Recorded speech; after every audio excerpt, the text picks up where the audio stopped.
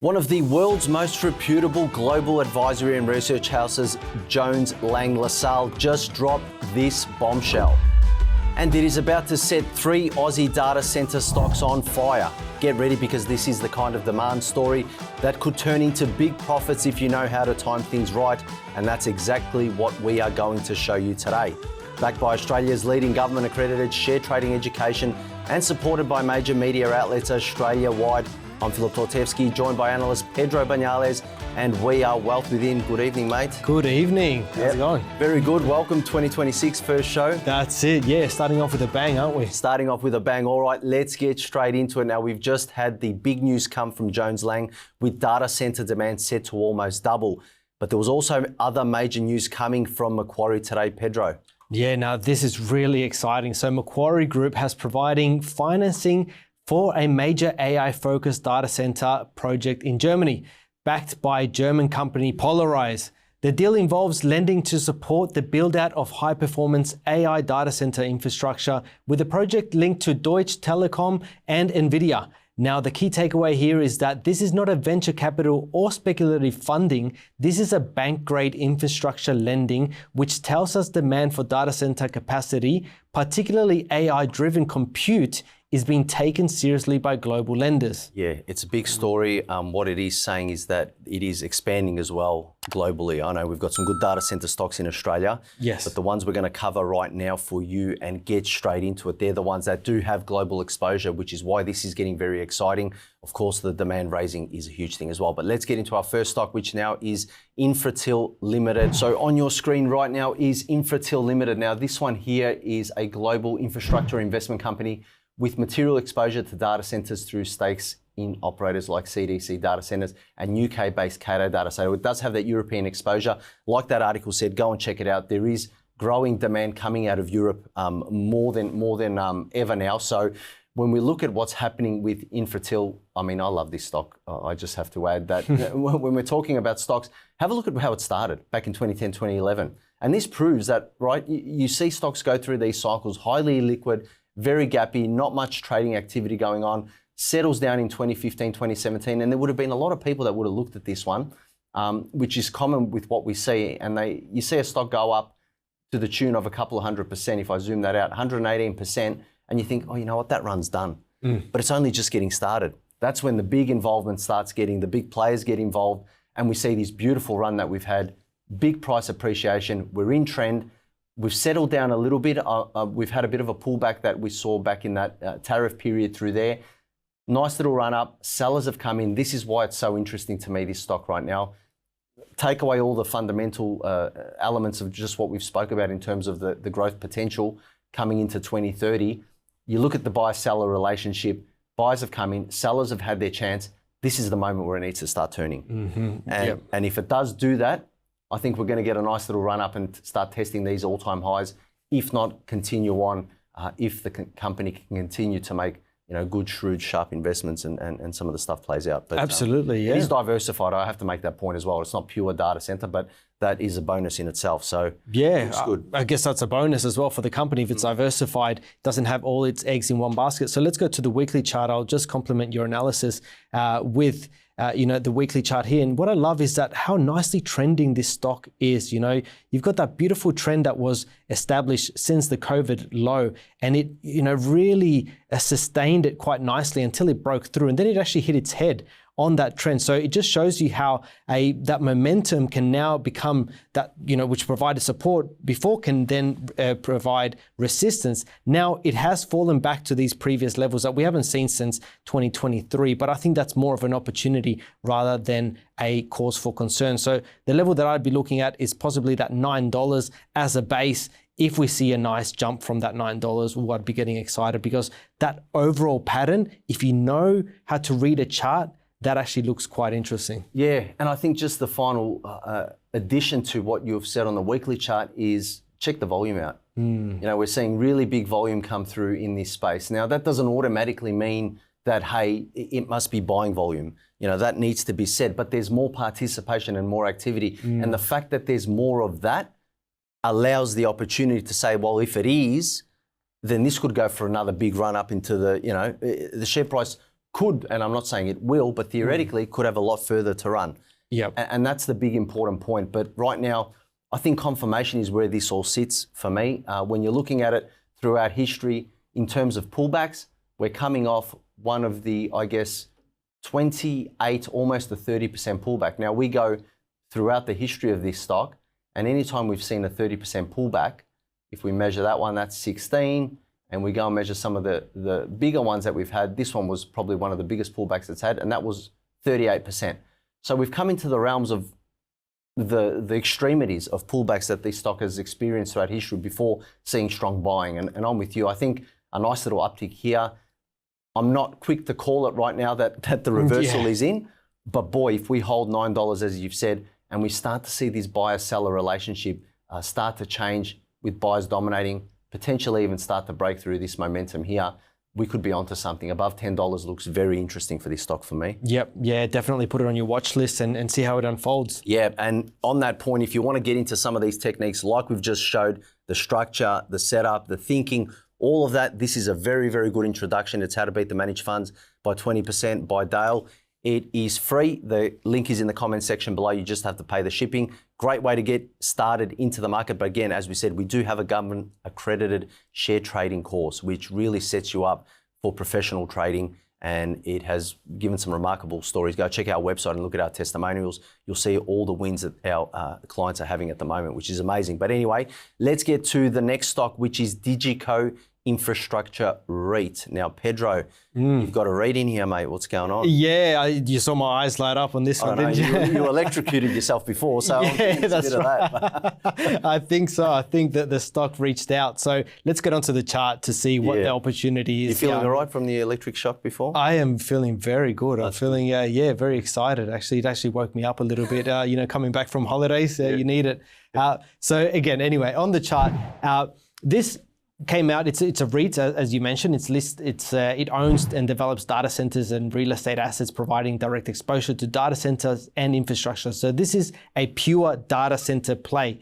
It's new in the market. It came out in December 2024, and as most IPOs, it tanks. What I like about it is this classic, support that it has really provided here at around that $2.30. It tested it once in April 2025, November 2025, December 2025. And each time that it hit that level, look how high the closes are. Even here, even though the close was lower than the high, it still didn't want to maintain below those levels, even below that $2.60. So we could actually draw a line below this level. And we can say that on the monthly chart, it didn't want to close below it.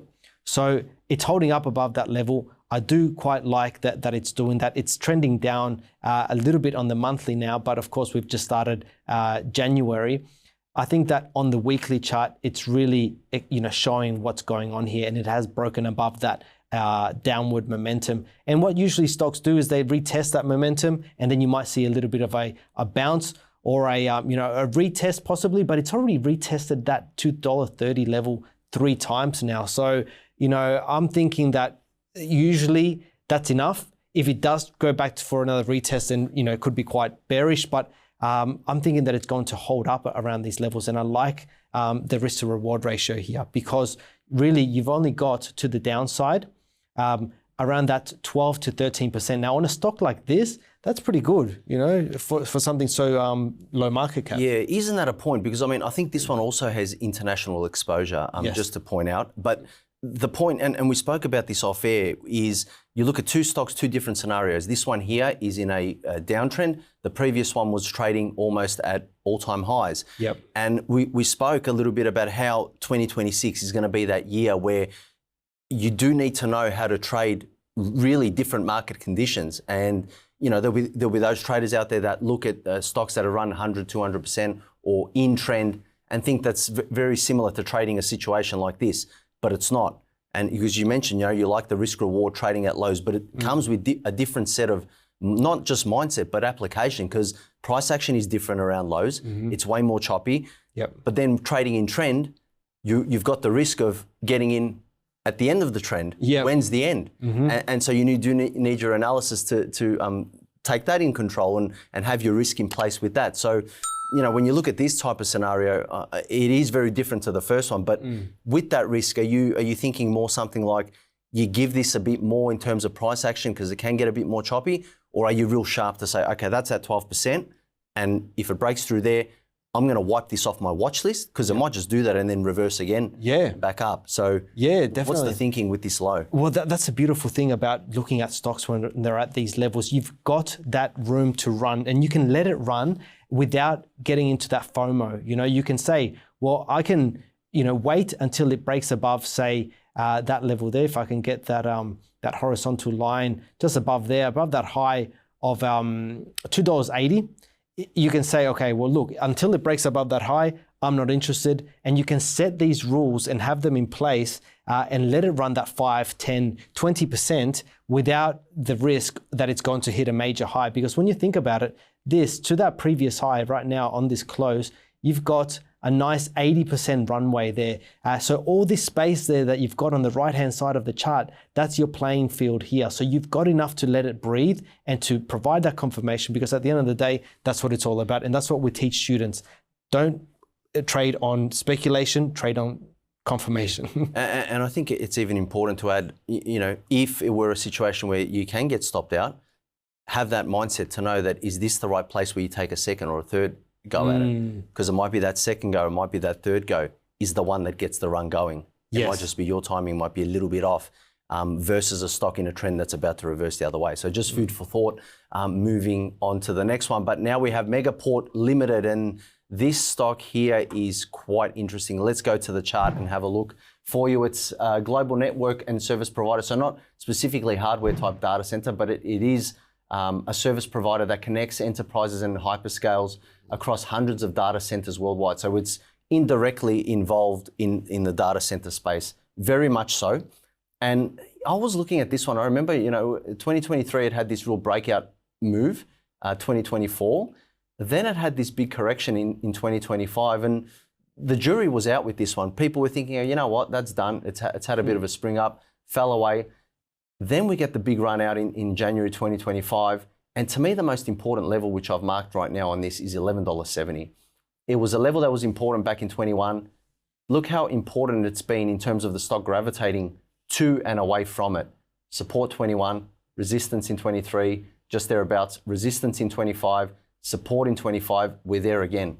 So I think it's at a critical level, Megaport. And this one here, it's very obvious that it's a stock that is not for the faint-hearted in terms of volatility.